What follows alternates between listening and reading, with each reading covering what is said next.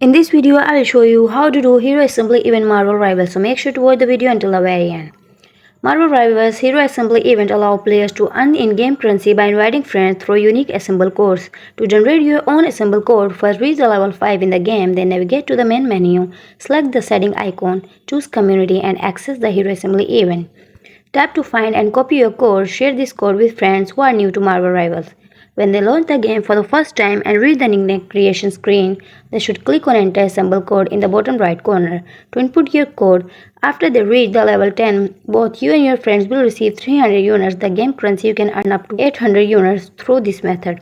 300 units by using another player code during your own account creation and additional 1500 units by having 5 friends. Use your code and reach level 10. Remember, the opportunity to enter and assemble the code is only available during the initial account setup. Once player has created their username, they cannot enter and assemble code. Therefore, it's crucial to inform your friend to use your code during the first login by participating in the Hero Assembly event. You can enhance the Marvel Rivals experience by expanding your game network and earning valuable rewards. That's it, you are done.